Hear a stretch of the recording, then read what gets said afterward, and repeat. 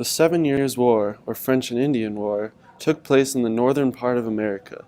The English and French fought for land domination in the east. Natives sided with the French. This was very costly to the British government, and the Treaty of Paris ended the war. The British came up with the Proclamation of 1763 after the French and Indian War.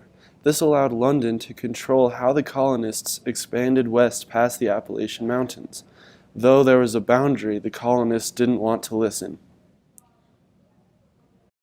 The Sugar and Currency Acts were put in place by England to get out of debt from the French and Indian War.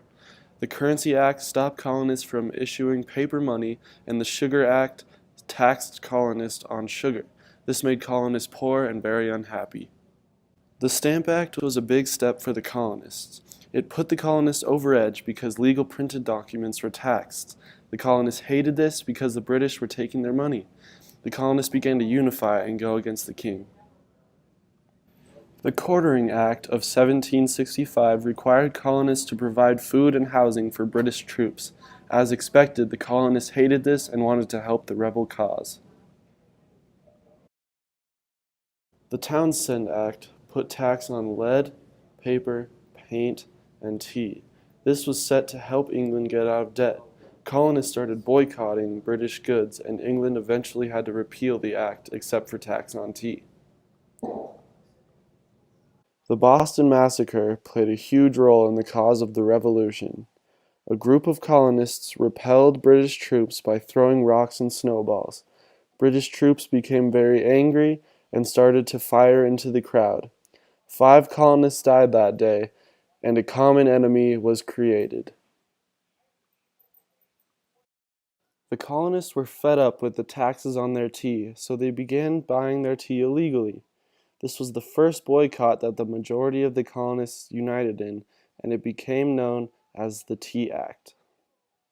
The Boston Tea Party is arguably one of the most important rebellion acts that led to the Revolution.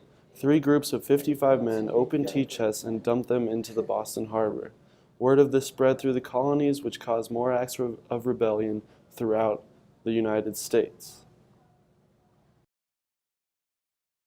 The Intolerable Acts. England wanted the colonists to pay for what they did during the Boston Tea Party, so they closed down the Boston Harbor and all town meetings were banned. This was one of the last acts that sparked the Revolution. Word of townspeople starting to gather resources for battle made it to a British officer, who then sent 1,000 men to seize the resources. Paul Revere warned everyone about the attack, and with the help of Minutemen, people hid behind bushes and ambushed the troops.